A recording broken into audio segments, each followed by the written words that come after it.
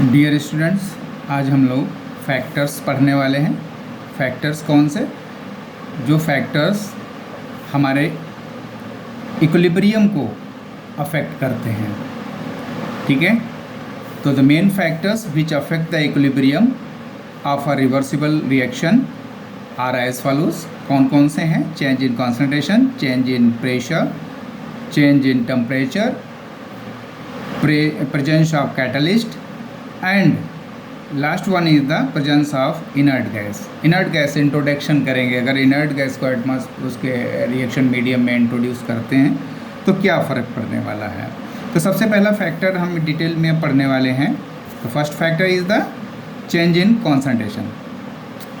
On changing the concentration of reactants और products, चाहे reactant की या प्रोडक्ट की कॉन्सेंट्रेशन को जब हम चेंज करते हैं, इक्विलिब्रियम विल चेंज, यानी शिफ्ट करता है एज फॉलोज। हमने एक टेबल बना दिया है, ठीक है, जिसमें हमें लग रहा है कि हमारे अपने सोच के अनुसार कि ज़्यादा बेटर तरीके से हम उसको समझ पाएंगे कि इक्विलिब्रियम किस तरीके से चेंज होता है on changing the concentration of reactant और प्रोडक्ट। रिएक्टेंट या प्रोडक्ट की कॉन्सेंट्रेशन को चेंज करने पर किस तरीके से ये चेंज करता है।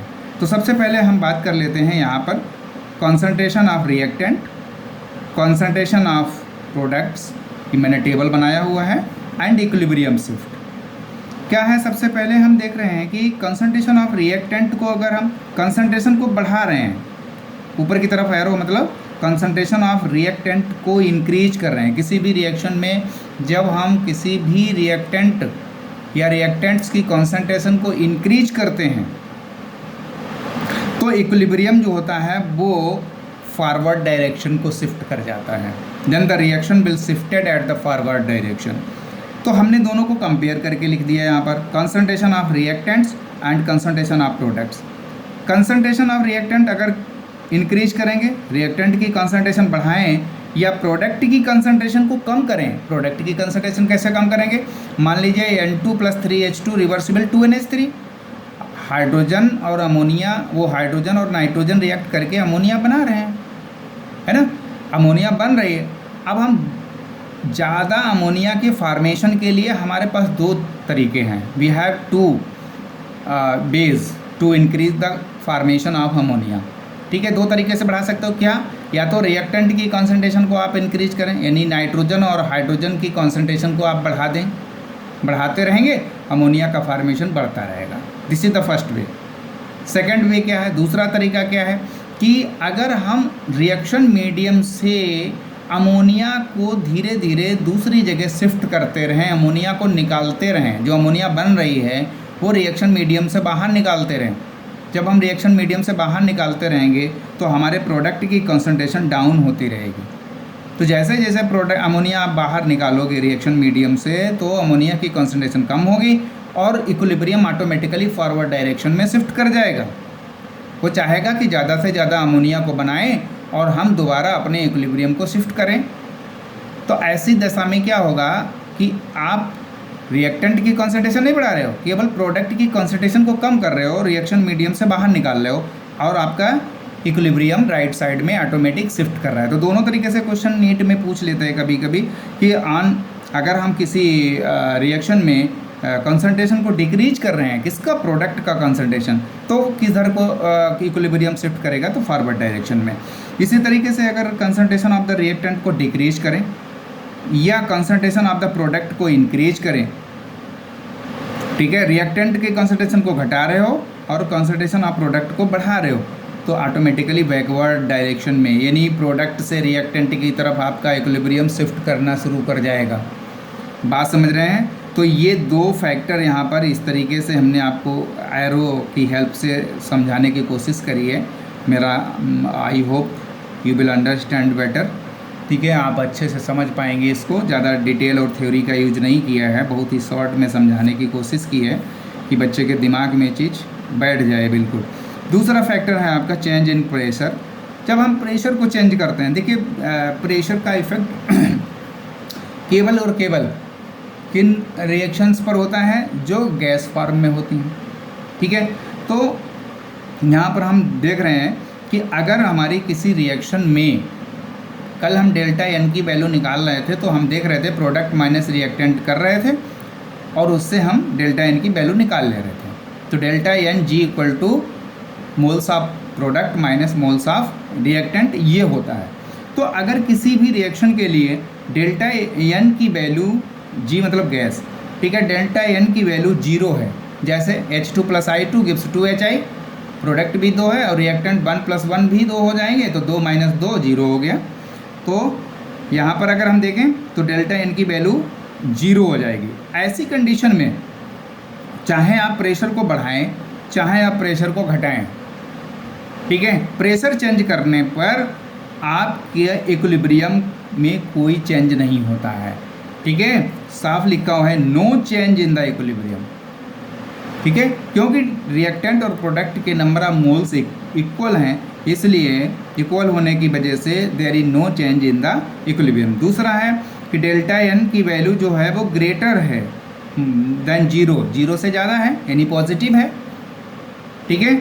कल भी हम लोगों ने रिएक्शंस पढ़ी थी जिनमें हमने देखा था कि डेल्टा एन की वैल्यू पॉजिटिव है, यानी प्रोडक्ट के नंबर ऑफ प्रोडक्ट ज़्यादा हैं as compared to the reactant, तो प्रोडक्ट माइनस रिएक्टेंट करोगे आप तो पॉजिटिव वैल्यू आ जाएगी। ऐसे में क्या होता है, अगर इस तरीके की रिएक्शन है जिसमें डेल्टा एन की वैल्यू ज़्यादा है, 0 से ज़्यादा है, पॉजिटिव है, और प्रेशर आप बढ़ाओगे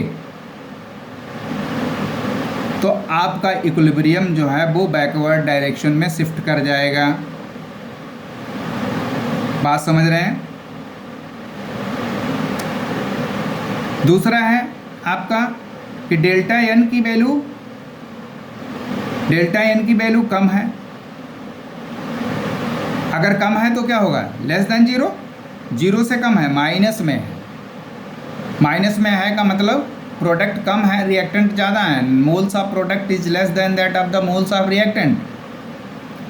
बात समझ रहे हैं। जैसे मैंने यहाँ पर एक एग्जांपल भी लिखा है N2 + 3H2 रिवर्सिबल 2NH3, तो यहाँ पर प्रोडक्ट माइनस रिएक्टेंट करोगे तो वैल्यू नेगेटिव में आएगी। ऐसे केसेस में अगर आप प्रेशर बढ़ाते हो तो रिएक्शन का इक्विलिब्रियम ऑटोमेटिक फॉरवर्ड डायरेक्शन में शिफ्ट कर जाएगा, यानी प्रोडक्ट का फॉर्मेशन ज़्यादा से ज़्यादा होना शुरू हो जाएगा। तो रिएक्टेंट ज़्यादा है, प्रोडक्ट कम है, प्रेशर आप बढ़ाओगे, रिएक्टेंट साइड में ज़्यादा प्रेशर का इफेक्ट होगा and equilibrium will want to shift in the forward direction, यानी प्रोडक्ट के साइड में शिफ्ट करना चाहेगा। प्रोडक्ट के साइड में शिफ्ट करना चाहेगा मीन्स प्रोडक्ट का फॉर्मेशन बढ़ जाएगा। Clear, this is the second. Next third की बात कर लेते हैं हम लोग। यहाँ पर थर्ड में है इफेक्ट ऑफ टेम्परेचर। टेम्परेचर का क्या इफेक्ट पड़ता है, this is the very important, ये भी कभी कभी पूछ ही लेते हैं, ठीक है। तो हम देख लेते हैं, हमने यहाँ पर फिर टेबल की हेल्प से, थ्योरी का यूज बहुत कम कर रहे हैं क्योंकि आपके पास इतना समय भी नहीं है और थोड़ा ट्रिक रहेगा तो यू विल लर्न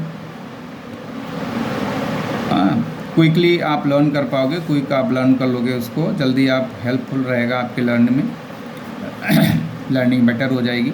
तो टेम्परेचर और इक्विलिब्रियम शिफ्ट के बीच हमने एक टेबल ड्रॉ कर दी है। हमने कहा है कि अगर हम टेम्परेचर बढ़ाएं, देखिए दो तरीके की रिएक्शन, टेम्परेचर का केस आते ही आपके दिमाग में चल जाना चाहिए कि रिएक्शन दो तरीके की होती हैं, 2 types of reactions, endothermic and exothermic, ठीक है। टेम्परेचर का इफेक्ट केवल और केवल इन्हीं रिएक्शंस पर पड़ेगा, एंडोथर्मिक और एक्सोथर्मिक पर। तो अगर रिएक्शन आपकी मान लीजिए एंडोथर्मिक है, एंडोथर्मिक मतलब रिएक्शन को कैरीड आउट करने के लिए, रिएक्शन को कैरी करने के लिए आपको टेम्परेचर देना पड़ रहा है, ठीक है। जब टेम्परेचर देना पड़ रहा है तो ऐसी रिएक्शन को एंडोथर्मिक रिएक्शन कहते हैं। टेम्परेचर बढ़ाओगे तो ऑटोमेटिकली आपका इक्विलिब्रियम शिफ्ट कर जाएगा towards the endothermic direction. Endothermic direction क्या होता है, यानी जिधर टेम्परेचर रिएक्टेंट टेम्परेचर को क्या करेगा, एब्जॉर्ब करेगा और प्रोडक्ट की तरफ चला जाएगा।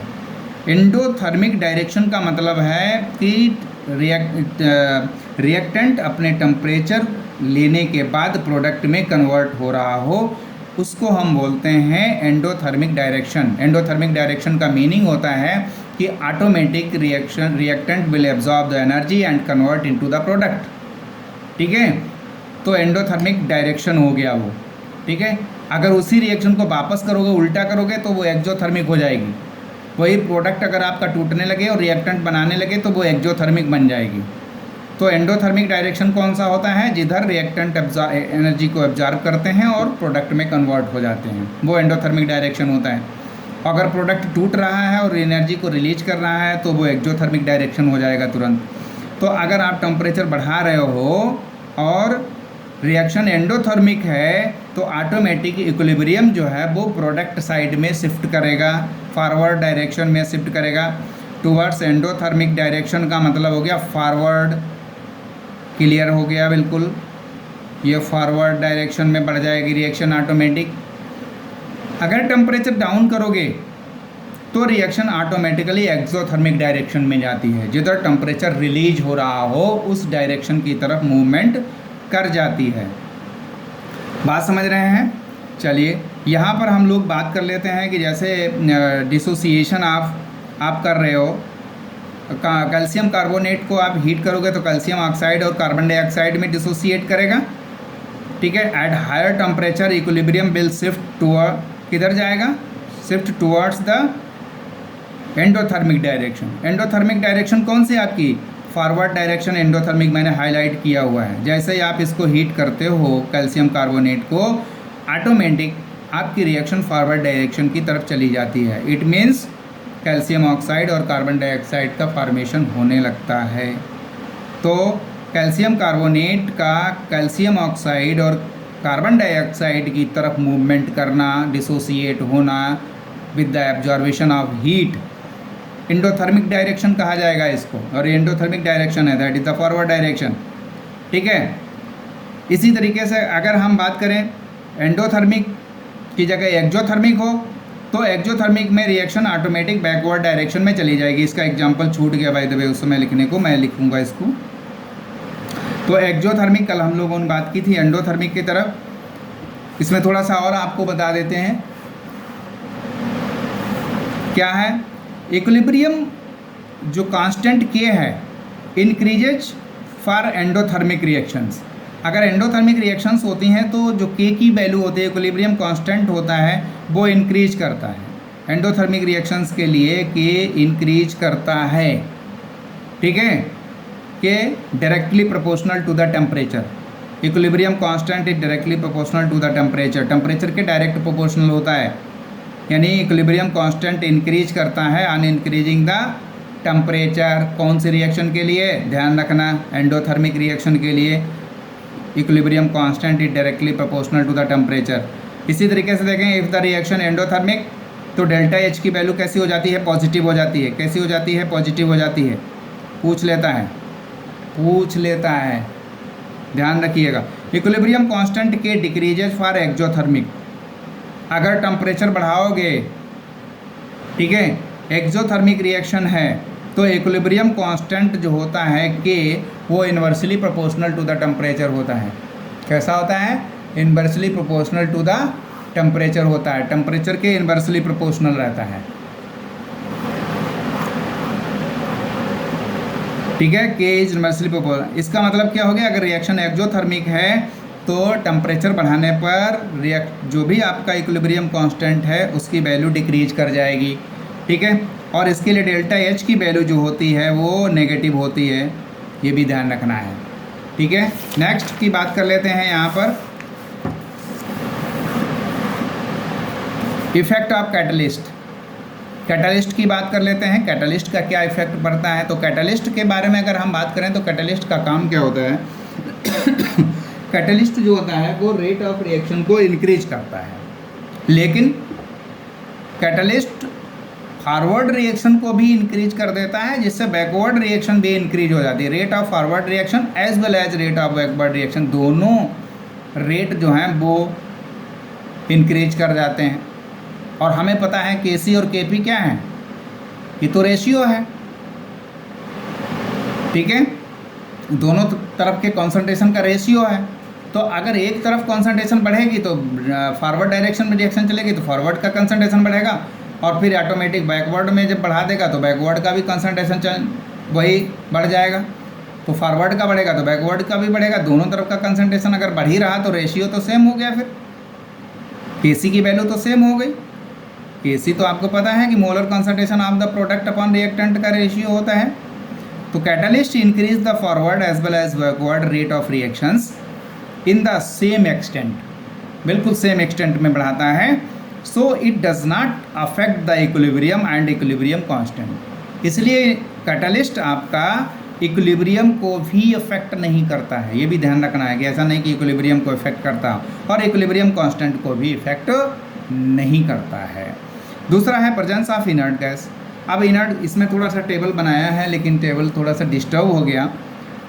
एडिशन ऑफ इनर्ट गैस और इक्विलिब्रियम शिफ्ट। इनर्ट गैस का जब हम ऐड करेंगे, whenever we will add the inert gas into the reaction medium, then what will be the effect of the addition of inert gas on the equilibrium?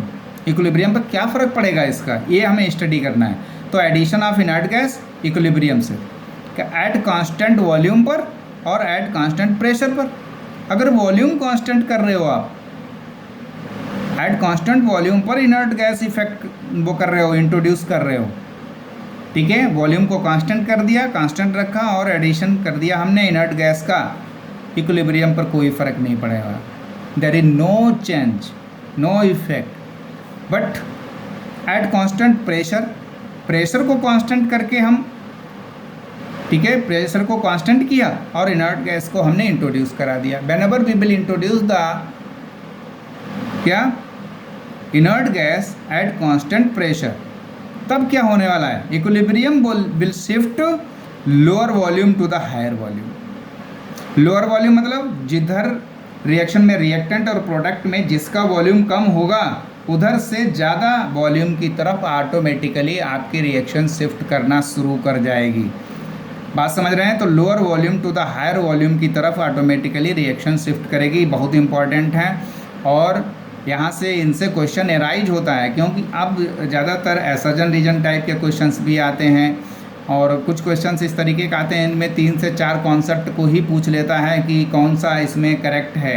जब कौन सा correct जहाँ पर question में आता है कि which will be the correct option, तो 4 अलग अलग टॉपिक के वो चारों ऑप्शंस दिए रहते हैं और ऐसे में वो जो पेपर सेटर है उसको एक क्या कहना चाहिए, 4 टॉपिक पूछने का मौका मिल जाता है। एक ही क्वेश्चन में वो 4 टॉपिक को इंक्लूड कर लेता है और ऐसे क्वेश्चन टफ हो जाते हैं। अगर आपका कोई भी एक टॉपिक तैयार नहीं है तो आपका क्वेश्चन गलत होने की पॉसिबिलिटी बन जाती है। हालांकि नीट का एग्ज़ाम दे रहे हैं तो ना तैयार होने का तो कोई मतलब ही नहीं बनता है। तो फिलहाल यहाँ से क्वेश्चन अराइज हो जाता है और please revise it. Thank you very much.